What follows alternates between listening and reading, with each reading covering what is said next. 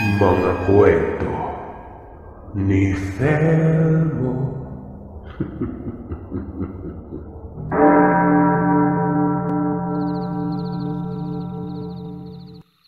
Bata pa lamang ako, ay palagi ko lang naririnig sa aking amang wag na wag kaming magtitiwala sa mga taong hindi pa lubos nakakilala. O kahit sino. Minsan pa nga kahit kaanak mo pa o malapit mong kaibigan, ay hindi mo pwedeng pagkatiwalaan ng lubusan dahil hindi mo alam ang nilalaman ng kanilang isipan. Noong tanungin ko ang aking ama kung bakit niya palaging ipinapaalala sa amin ang mga ganong klaseng bagay nang paulit-ulit, doon ay ikinuwento niya sa akin ang tungkol sa kanyang karanasan sa isang pangyayari na naging dahilan kung bakit nawala ang kanyang tiwala. At ito ang karanasang aking ibabahagi ngayon. Tawagin niyo na lamang ako sa pangalang Ronnie, Tubong Albay. Ang kwentong ibabahagi ko sa inyo ay tungkol sa karanasan ng aking ama. Kung inyong mamarapatin ay ikikwento ko ito sa pamamaraang ang aking amang si Emilio na ang nagbabahagi sa inyo. Hindi kasi ako masyadong maalam pagdating sa pagbabahagi ng kwento. Kaya naman po ang aking ama na lamang ang magbabahagi sa inyo ng kanyang karanasan. Nang sa ganon ay lubusang maintindihan ng iba pa ninyong mga tagapakinig sa mga kwento ni Thelmo. Dekada 70. Nasa edad 15 taong gulang pa lamang ako't naninirahan sa isang liblib na baryo sa parte ng Antique. Nang maghiwalay ang mga magulang ko dahil sa kumabilang bahay na ang aking ama. Samantalang ang aking ina naman ay hindi niya matanggap ang mga pangyayaring yon. Kung kaya't 2 linggo lamang simula nang iwan kami ng aking ama, ay kinitil nito ang kanyang sariling buhay. 3 kaming magkapatid. Ako ang panganay. Kaya noong namatay ang aming ina, ay sa bahay na ni Lolo Elyong at Lola Anisha kami nanirahan. Mga magulang sila ng aming ina. Maraming mga alagang baboy at manok si Lolo Elyong. Ako ang palagi niyang inuutosang magpakain at maglinis ng kulungan sa mga alagang hayop kapag naghahanap buhay siya sa bukid at hindi ako nakakasama. Ayos lang naman sa akin yon, dahil hindi naman masyadong matrabaho ang pag-aalaga ng baboy at mga manok.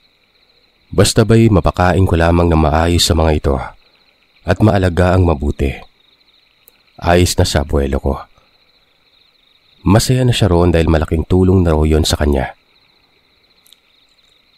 Isang partikular na araw, habang nagpapakain at naglilinis ako ng kulungan ng baboy sa gilid ng bahay, nasipat kong may matandang nakadungaw mula sa labas ng bakuran. Kung hindi niyo po natatanong mga kagiliw, mataas ang bakod na kawayan at kailangan pang tumingkayad muna ng taong nasa labas ng bakod bago makita ang loob ng bakuran ng bahay. Sinadyang taasan yun ni Lolo Ilyong, gawa ng baka pasukin at pagnakawan kami ng mga alagang hayop kapag mababa ang bakod. Uso kasi sa baryo namin ang nakawan ng mga alagang hayop at mga gamit sa bahay dahil medyo liblib ang baryo namin at malayo sa kabiasnan. Kung kaya't hindi ka kaagad makakahingi ng tulong sa mga otoridad kapag nanakawan o nawalan ka ng mga alagang hayop at iba pang mamahaling gamit. Nung una, hindi ko na muna pinansin ang matanda. Tinapos ko muna ang pagpapakain at paglilinis ng kulungan dahil may lakad kami ng mga kaibigan ko. Nakailang minuto ng panay ang pagsilip ng matandang lalaking yon. Ano kayang kailangan ng matandang yon? Tanong ko sa isipan ko. Emilio! Apo! Tapos ka na ba riyan sa pagpapakain sa mga alaga nating baboy? Rinig kong sigaw ni Lola Anisha at saglit na dumungaw siya sa may bintana. Malapit na po ako matapos la. Sandali na lamang po ito. Sa pagdaan ng ilang minuto ay nakita ko pa ring panay ang pagsilip ng matanda. Kung kaya't hindi ko na napigil ng sariling lapitan ito at alamin kung ano ang kailangan. Sandaling iniwan ko ang ginagawang paglilinis sa kulungan at naglakad na palabas ng bakuran. Pagkalabas ko ng bakuran, ay nakita kong may bitbit na bayong ang matanda at mukhang maglalako siya ng gulay. Napansin ko kasing yun ang laman ng bayong na bitbit niya. Medyo madungis ang kasuotan ng matanda at nakakaawang pagmasdan. Manong, ano po yung kailangan nyo? Kanina ko pa kasi kayo nakikitang pasilip-silip sa loob ng bakuran namin. Magalang na tanong ko sa kanya. Ngumiti ang matanda at nagwikang nagbebenta umano siya ng mga gulay. Gusto ko ba raw bumili? O kaya naman itong matandang dumungaw kanina sa bintana. Ipinakita sa akin ng matanda ang laman ng bayong na bitbit niya. Katunayang may binibenta talaga siya mga gulay noon. Naisip kong mahilig si Lola Anisha kumain ng gulay kaysa sa mga karne. Sinabihan ko ang matandang maghintay sandali at itatanong ko sa abuela ko kung gusto ba nito ang gulay. Sandali lang ho ah. Pupuntahan ko lang yung lola ko. Itatanong ko sa kanya kung gusto niya ba ng gulay. Maghintay lang po kayo sandali dito sa labas, Manong. Saad ko pa. Tumango ang matanda at sinabi niyang maghihintay umano siya. Asahan niya raw na bibili ang abuela ko dahil buena mano raw si Lola Anisha kapag bibili sa kanya. Nang makapasok na nga ako sa loob ng bahay, tinanong ko si Lola kung gusto niya ba ng gulay nun. May naglalako at mukhang wala pang benta. Ano ba yung mga gulay na binibenta niya, Apo? Tanong niya, na maya-maya ang pag-ubo nun. Sinabi ko naman sa kanyang siya na lamang ang titingin kung anong mga gulay ang dala ng matanda. Para naman makapamili siya kung anong gusto niyang lutuin. Siya, sige, sandali lang at kukuha lamang ako ng pera sa kwarto para makabili tayo ng gulay. Tamang-tama para hindi na ako pumunta pa sa talipapa para bumili ng mauulam natin mamaya. Tugon naman niya. Naglakad na nga ito papunta sa silid tulugan nila Lolo Elyong. Sa pagdaan ng ilang sandali, ay lumabas na ng silid si Lola. Inalalayan ko naman siyang maglakad palabas ng bahay. Habang naglalakad kami papalapit sa matanda, ay napapansin kong panay ang paglunok lang laway ng matandang yon at hindi inaalis ang pagkakatitig kay Lola. Napapadalas naman ang pag-ubo ni Lola at parabang hirap na siyang makahinga. Tinanong ko ito kung ayos lamang ba siya. Gusto niyo la, ako na lang po yung bibili ng gulay. Bumalik na lamang po kayo sa loob, parang nahihirapan na po kayo eh. Wika ko. Sinabi niyang ayos lang naman siya. Huwag ko raw siyang alalahanin dahil normal na lamang umano sa kanya ang napapadalas ng pag-ubo. Sigurado po kayo? Pag-aalalang tanong ko nun. Ano ka ba namang bata ka? Sinabi ko na ngang ayos lamang ako. Huwag mo na akong alalahanin pa. Hindi na lamang ako umimik pa at nagpatuloy na lamang kami sa paglalakad. Nagpatuloy na kami sa pamimili ng gulay ni Lola. Pagkatapos ay binayaran niya na kaagad ang gulay na napili at nagpasalamat nun. Akmang babalik na sana kami sa bahay nang makiusap ang matanda kay Lola na kung maaari, pwede daw ba siyang makiinom. Kanina pa raw kasi siya naglalako ng mga paninda at uhaw-uhaw na. Tiningnan ko ang lola ko at sinabihan ko siyang maiwan na muna at kukuha na muna ako ng tubig. Dahil nakakaawa naman ng matanda. Kanina pa pala ito naglalako. Saglit lang po, kukuha kayo ng maiinom. Wika ako sa matanda. Nagmadali akong pumasok sa loob ng bahay para kumuha ng tubig noon. Matapos kong makakuha ay lumabas na ako sa bahay para iabot ito sa matanda. Sa paglalakad ko, ay nakita kong hinihimas-himas ng matanda ang likuran ni Lola, habang ang lola ko naman ay walang tigil sa pag-ubo nun.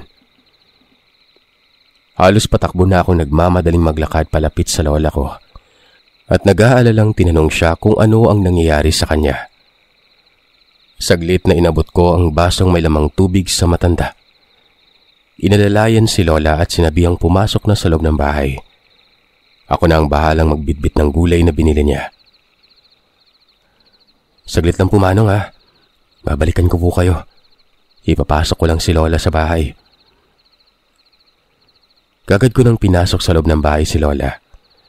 Pagkatapos ay muling lumabas ng bahay para kunin ang binili ni Lola at ang basong pinag-inuman ng matanda. Nang maiabot na sa akin ng matanda ang baso, tinanong niya ako kung maayos na ba ang lola ko. Kung gusto ko raw ay meron siyang langis na dala. Ibibigay niya umano sa akin at yun raw ang ihaplos ko sa katawan ni Lola para maibsan ang masamang nararamdaman. Ipinakita niya sa akin ang langis at iniabot yon. Sinabi niyang yun lamang umano ang ginagamit niya palagi kapag sinusumpong siya ng hika. Teka, sigurado po kayo? Baka naman po wala na kayong gagamitin. Ngumiti ito at nagsabing marami raw siyang langis dahil siya mismo ang may gawa nun. Kaya tanggapin ko na ang ibibigay niya at wag nang mag-alala pa dahil marami pa siyang magagamit na langis sa bahay. Marami pang mga sinasabi ang matanda.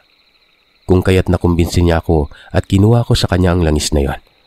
At sinabi ko sa kanyang babayaran ko na lamang ang langis na ibibigay niya para naman kahit papano ay madagdagan ang pera niya. Nako iho, wag na. Itabi mo na lamang yung pera mo. Sa susunod mo na lang ako bayaran pagbalik ko. Basta ba'y magiging suki ko na kayo sa mga nilalako kong gulay eh. Wika nito. Sige po, huwag kayong mag-alala. Simula ngayon ay palagi na po kaming bibili ng gulay sa inyo. Maraming salamat po dito sa langis na binigay nyo ha.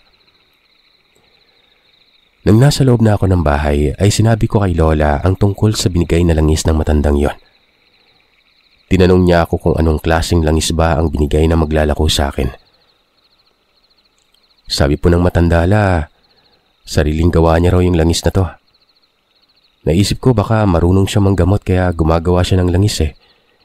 Eh di ba po mga manggagamot lamang ang gumagawa ng ganito? Nakangiti namang nagwika si Lola na baka marunong nga manggamot ang matanda. Pahiran ko na umano ng langis ang likod niya para kumalma ng ubo niya. Sa paglipas ng mga oras, ay naging maayos na ang kalagayan ng lola ko. Tumigil na rin ang pangangati ng kanyang lalamunan, kung kaya't hindi na siya inuubo nun. Hanggang sa noong sumapit na ang gabi, habang nakaupo ako malapit sa may bintana, nakaramdam ako ng kakaibang presensya. Nakalangap ako ng kakaibang amoy, na para bang amoy baktol na hindi ko maipaliwanag nun. Ano bang mabahong amoy yun, Apo? Nilinisan mo bang kulungan ng mga baboy kanina? Untag na tanong sa akin ni Lolo Ilyong. Nung lingunin ko siya ay nakita kong nasa likuran ko na pala siya at nakatingin sa labas ng bahay. Oo naman po, Lolo. Hindi ko po kinakaligta ang linisan ng mga kulungan ng baboy. Hindi ko nga po alam kung saan ang galing ang amoy na umaalingasaw eh. Tugon ko kay Lolo. Napapatakip na rin ako ng ilong nun.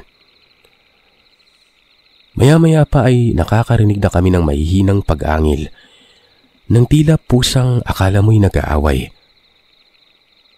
Napalatak naman si Lolo Ilyong at nagtanong kung nakasarado bang maigi ang bakuran. Baka mamaya'y may nakapasok na ibang hayop at lapain ng mga manok niya. Eh di ba po kayo yung huling pumasok kanina? Wika ko kay Lolo. Tumangutango naman si Lolo at nagsabing tingnan niya na lang raw ang bakod kung nakasarabang maigi yon.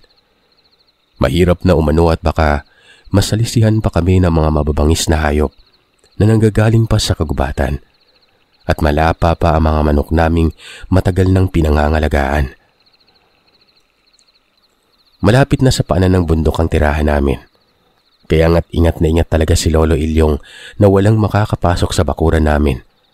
Ni pusa man lang. Dahil ayaw niyang mauwi lang sa wala ang pinaghihirapan namin na yon. Sinabi ko sa lolo ko na ako na lamang ang titingin kung nakasarabang mabuti ang gate na yari sa kawayan. Sige Apo, mag-iingat ka rin at baka madulas ka. Alam mo namang medyo maputik ang bakuran. Tumango ako at lumabas na ng bahay para tingnan ang bakuran namin nun. Ilang sandali pa, sa hindi inaasahan, ay may nasipat akong malaking asong nagbabaga ang mga matang, nagkukubli sa likuran ng puno ng niyog ang kalahating katawan. Kitang-kita ko yun dahil sa sinag ng liwanag ng buwang tumatama sa kalupaan. Lo, may nakapasok na malaking aso sa bakuran natin, tawag ko. Narinig kong malakas na napamura ang lolo ko nang marinig niya ang sinasabi ko noon. Kung kaya't dali-dali itong lumabas ng bahay, bit-bit ang 2x2 na kahoy para sana'y habulin ang hayop na nakita ko. Pero saktong pagkalabas ng lolo ko ay nakita kong mabilis na kumilos ang nilalang. At bago pa man makalapit si lolo, kumaripas na yun ng takbot, walang pag-alinlangang tumalon sa bakuran. Gulat na gulat naman kami habang pinagmamasdan ng aso dahil sa nakita namin ay sobrang bilis ng pagkilos nito. Utik na aso yun oh. Huwag lang talaga makabalik dito ang animal na yun. At makikita niya, talagang kakatayin ko siya bago niya pa malapa ang mga alaga nating hayop. Inis na wika ni lolo. Lo, hindi ba kayo nagtataka? Tanong ko. At napatingin naman si lolo noon. Bakit? Ano yun, apo? Mukhang hindi na niya naiintindihan ang ibig kong ipahiwatig. Sinabi ko naman sa kanyang, hindi ba siya nagtataka kung papanong nakatalon ng napakataas sa paderang aso? Ang sabi ko pa, parang hindi pang karaniwang aso yon. Dahil kung normal lamang ito, ay hindi kakayanin ang ganoon kataas na bakot. Saglit na napaisip si lolo at saka pa lamang sumagi sa kanyang isipan ang sinabi ko't nagwika ng, O nga no, bakit hindi ko naisip yun kaagad?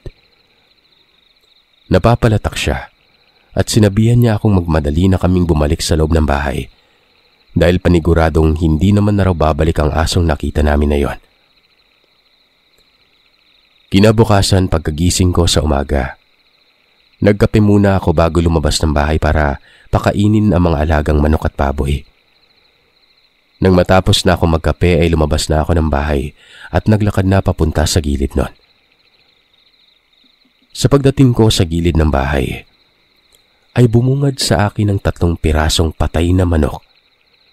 Wakwak ang tiyan ng mga ito at wala nang laman loob. Ipinakita ko kay Lolo Ilyong ang bangkay ng hayop. Galit na galit si lolo nang makita niya yun at halos mag-hysterical na dahil sa nangyari. Lalo na at ang mga inahing manok pa ang nangamatay at nagkataon pang kakapangitlog pa lamang ng mga yon. Sa tingin niyo, anong klaseng hayop kaya yung pumatay sa manok mo, Tata Ilyong? Parang nakakakilabot naman kung iisipin.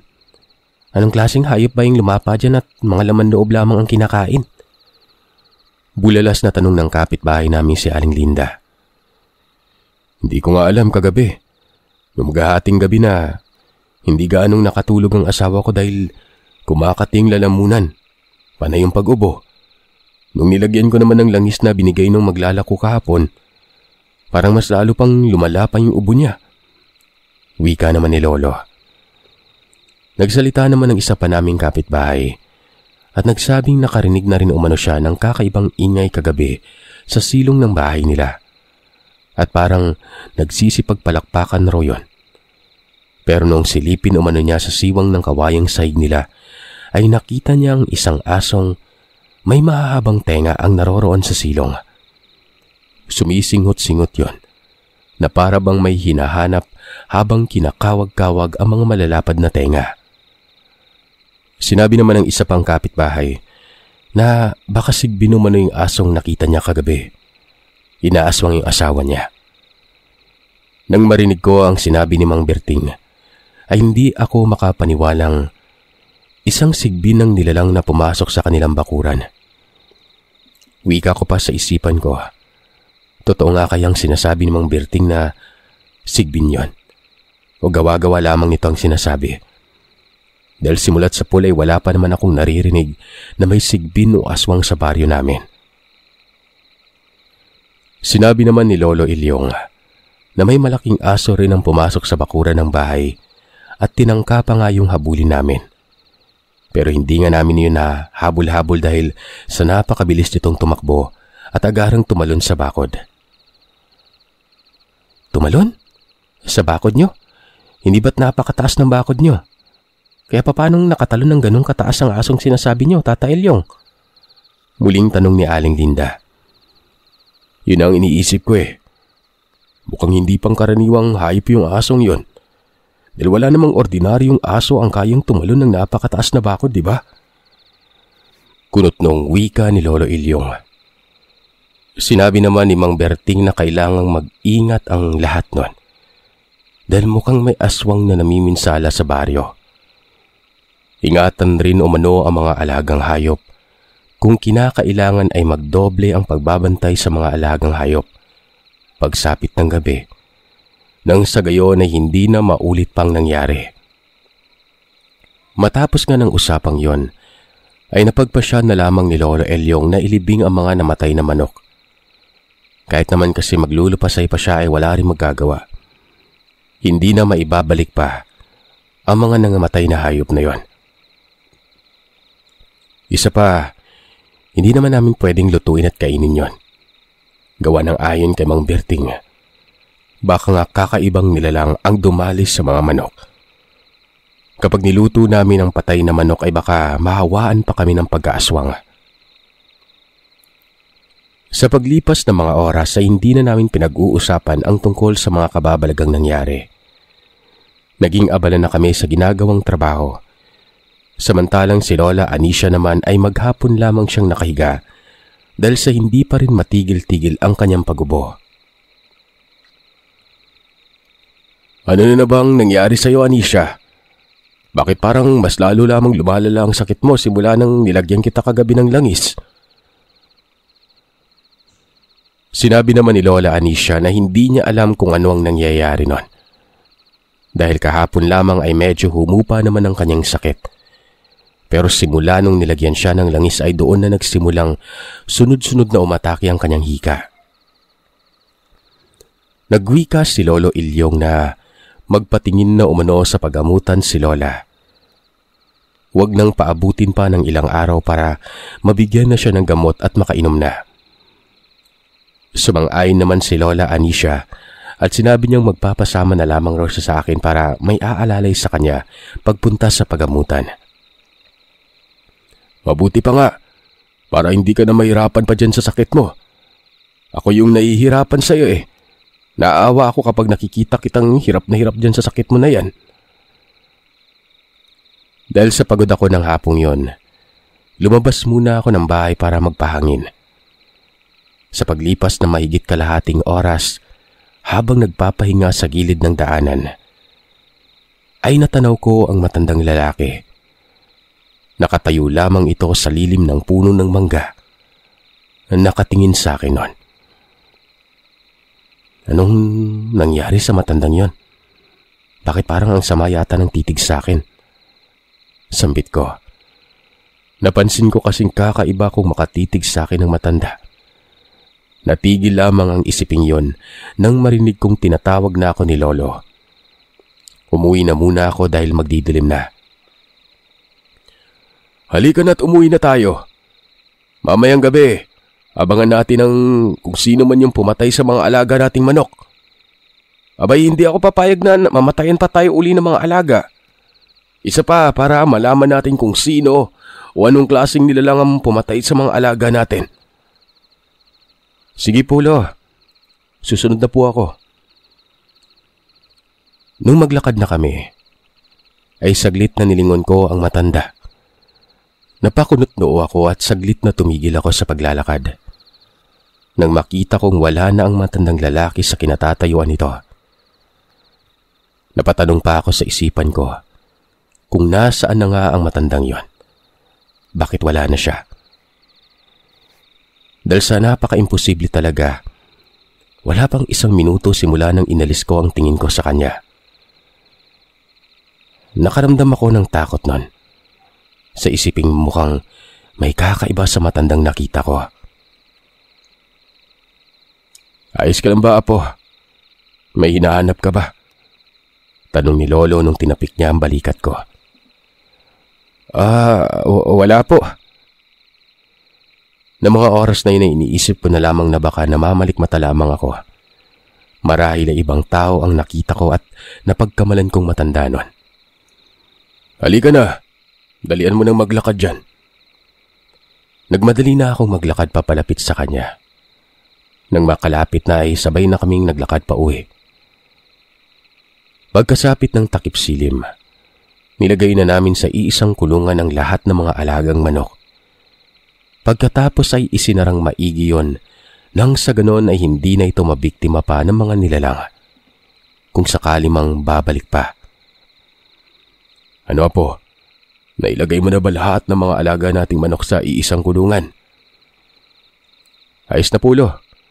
Nailagay ko na lahat ng mga alaga natin. Nasisiguro kong ligtas na mga yon. Mabuti naman kung ganon. Siya, halika na. Pumasok na tayo sa loob ng bahay. Doon tayo magmamasid sa pagbabalik ng animal na yon. Sambit niya at agaran na nga kaming naglakad papasok. Lumipas ang ilang oras sa hindi malamang dahilan. Bigla na namang inatake ng hika si Lola. Hindi na siya magkamayaw pa sa pag-ubo. Kaya naman kaagad nang kinuha ni Lolo Ilyong ang langis at hinaplusan nito ang likod at dibdib ni Lola Anisha. Pero nakailang minuto na ang nakalipas ay hindi pa rin humupa ang karamdaman ng abuela ko. Bagkos ay mas lalo lamang yung lumalala. Sa paglipas ng ilang sandali ay napansin naming parang nag-iba na ang kulay ng langis na hawak-hawak ni Lolo Ilyong. Kung kanina ay purong puti lamang, ngayon, bigla na lamang yung naging kulay pula na aakalain mong dugo. Walang hiya. Saan niyo ba nabili ang langis na to? Nanlalaki ang mga matang tanong ni Lolo Ilyong at agarang nabitiwan ng hawak-hawak na bote ng langis. Nang hilakbot naman ako sa nakita at narinig kong nagsisisigaw sa takot ang bunso kong kapatid na babaeng kanina pa pala sa aking likuran. Bukod kasi sa pulang likido, ay umaalingasaw na rin ang napakabahong amoy na nanggagaling sa bote ng langis na yon. Sobrang baho nun. Hindi ko maipaliwanag kung anong klaseng langis yon. Inutusan na ako ni Lolo Ilyong na tulungan siyang punasan ang likod ni Lola Anisha para maalis ang likidong pula. Kaya naman nagmamadali na akong pumunta sa kusina para kumuha ng tubig at ilagay sa maliit na palangganita. Pagkatapos ay bumalik na ako at pinunasan ang katawan ni Lola Anisha na nalagyan ng napakabahong langis na yon. Makalipas nga ang ilang minuto, nakarinig ako ng mahihinang kaluskos sa taas ng bubungan. Sa pandinig ko ay parang tinutuklap ang gilid ng bubungan at parang may nagpupumilit makapasok nun. Nang tingnan ko si Lolo Ilyong, sumenya siya sa aming huwag maingay. Sabay may itinuro sa taas ng bubungan. Marahan siyang naglakad papunta sa may bintana at kinuha ang buntot ng pagi na nakasabit doon. Pero nung mahawakan niya na ang buntot pagi, nawala na ang mahihinang pagkutkot at ang pumalit ay isang mahinang pag-angil ng hayop sa gilid ng bahay namin ang narinig ko. Nahintakutang tinanong ko si Lolo Ilyong kung ano yung naririnig kong mahihinang pag-angil na yon. Bakit nakakapangilabot yun pakinggan? Nakakapanindig balahibo. Muli ay sumenyas na naman si Lolo at marahang hinawi ang kortina sa may bintana. Sumilip siya. Napansin kong napapatulala ang abuelo ko, kaya naman nagkaroon ako ng kuryosidad sa aking isipan para alamin kung ano ang nakita niya. Nung sinubukan ko na sumilip sa maliit na siwang, ay ganoon na lamang ang hilakbot na nararamdaman ko. Sa kadahilanang nakita ko ang matandang lalaking naroroon, malapit sa kulungan ng mga manok. Marahang gumagapang na animoy pusa habang umaangil nun. Nagbabagang namumula ang mga mata't nagsisipagtaasan ang buhok na naging dahilan kung bakit nakakapanghilakbot lalong tingnan ng nilalang na yon. Lo, anong klaseng nilalang yan? Bakit nakakatakot yung wangis niya? Utal-utal na tanong ko sa abuelo ko. Sa mahinang boses ay sinabi niya sa akin, sigurado siyang isang uri ng aswang ang nilalang na nakikita namin. Inutusan niya akong kunin ang itak sa kusina. Bagamat kinakabahan man ay sinunod ko ang utos ni Lolo. Pero noong akmang maglalakad na sana ako papunta sa kusina, muli akong hinawakan ni Lolo at binulungang magdahan-dahan sa paglalakad. Hanggat maaari ay huwag akong lumika ng ingay sa may sahig nun. Sige na, kunin mo na yung itak sa kusina. Utos niya. Tumango ako at nilakasan na ang loob. Napahugot muna ako ng malalim na hininga bago maglakad papunta sa may kusina. Nang makuha ko na nga ang itak ni Lolo, ay halos liparin ko na ang kusina sa bilis ng pagtakbo ko. Makabalik lamang ako sa sala kung saan naroroon ang mga kasama ko sa loob ng bahay. Kagad na inabot ko kay Lolo ang itak. Pagkakuha niya ay inabot niya naman sa akin ang buntot ng pagi at sinabihan akong sumunod sa kanya. Hindi pa man ako makasagot at kahit takot na takot ay wala na akong nagawa pa kundi ang sumunod kay Lolo. Walang pagdadalawang isip na lumabas ng bahay ang abuelo ko, kaya naman sumunod na lamang ako sa kanya at agarang tinungo namin ang gilid ng bahay kung saan naroroon ang mga nakakulong na manok. Nung papalapit na kami, nanlaki ang mga mata ko nang harapan kong nakita ang napakalaking pusa't hindi pang karaniwan nun. Galit na galit namang sinugod ni Lolo ang nilalang at walang habas na pinaghahambalos at pinagtataganon. Sinabayan niya pa ng mura. Pero sadyang napakabilis ng nilalang na yon. Dahil bago pa man ito mataga ni Lolo, ay mabilis na kumaripas ito ng takbo. Nagsisisigaw naman ako at humihingi ng tulong sa mga kapitbahay. Kahit na halos magkanda paos na ako sa kakasigaw at magkanda samid-samid na ay hindi ko yun pinansin. Ang mahalaga sa akin ay marinig ako ng mga kapitbahay at matulungan nila kami. Patuloy pa rin sa paghataw ng itak ang aking abuelo. Kung kaya't mabilis na akong lumapit sa kanya. At hinataw ko rin ang buntot ng pagi ang nakakapangilabot na nilalang. Sa hindi sinasadya, may natapakan akong nakausling bato at yun ang naging dahilan kaya nawalan ako ng balanse at sumalampak sa lupa. Marahil ay nakakuha ng pagkakataon ng nilalang, kaya naman mabilis niya akong dinambahan. Pero bago pa man ako matamaan ay hinataw na ni Lolo ang itak na bitbit niya sa nilalang na yon.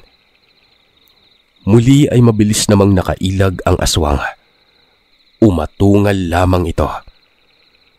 Nung akmang dadambahin na naman sana ako ng nakakakilabot na nilalang na yon, narinig ko ang boses ni Mang Carlito. Nang lingunin ko yon, nakapasok na sa bakuran namin si Mang Carlito. Sumisigaw ito't may binibigkas na lingwaheng hindi ko maintindihan.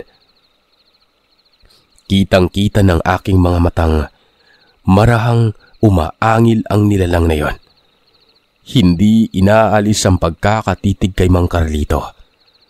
Para bang takot na takot ito. Hanggang sa noong ilang hakbang na lamang ang layo ni Mang Carlito sa nilalang, ay walang sabi-sabing kumaripas ng takbo ito palayo.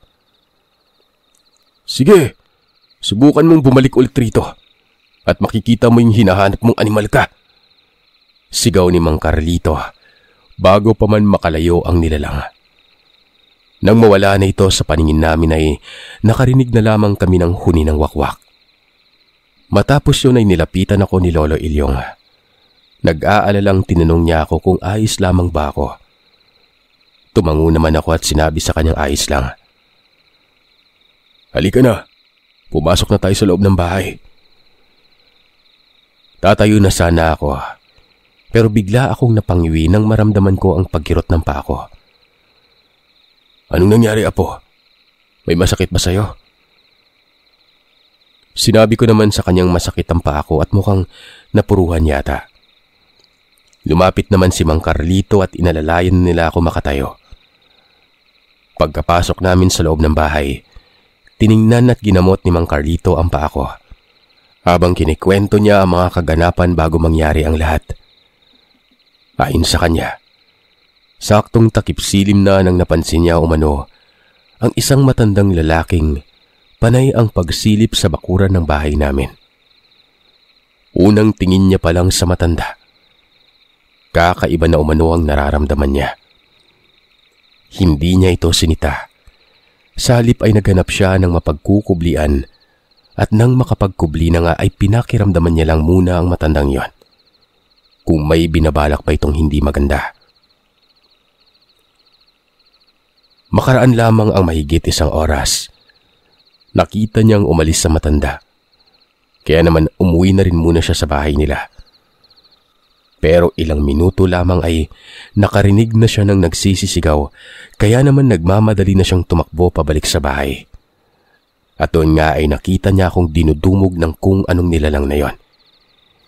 Mabuti na lamang talaga at may konti siyang kaalaman pagdating sa mga orasyon. Kaya nagamit niya yun kanina at napigilan ang nilalang na dambahan ako't natakot. Inabot ni Lolo ang langis na binigay ng matanda. Tiningnan ito ni Mang Carlito. Ibinalot sa itim na tela. Ililibing niya umano yon sa malayo para hindi na kami muling babalikan pa ng aswang. Pinayuhan niya rin kaming sa susunod ay huwag basta-bastang tumanggap ng mga bagay sa ibang tao. Lalong-lalo na kung hindi naman kilala. Dahil hindi lahat ng taong nakangiti sa harapan at mukhang nakakaawang pagmasdan ay maganda ang intensyon. Alam nyo, sa pamamagitan ng langis na ito, namarka na kayo ng aswang. Lahat ng makahawak ng langis na yan, namarka na. Kaya pala binabalik-balikan na kayo nun. Dagdag pa ni Mang Carlito. Nagpasalamat si Lolo Ilyong sa kanya at nagwikang kung hindi ito dumating ay baka kung ano na ang nangyari sa amin. Wala pong problema. Huwag na kayong mag-alala dahil hindi na kayo babalikan pa ng aswang. Hayaan nyo at bukas na bukas, papupuntahin ko dito ang ama kong manggagamot. Pupuntahin ko siya sa Karatig Baryo at sasabihin ko sa kanyang maglagay siya ng mga pangontra sa aswang sa bawat gilid ng bakuran nyo. Nang sa ganon, wala nang makakalusot pa dito. Anya, bago magpaalam. Matapos nga ang pangyayaring yon, ay hindi na kami muling ginambala pa ng nilalang. Hindi na rin inaatake ng hika ang lola ko at wala na kaming nabalitaan pang may kung anong umaaligid sa baryo namin.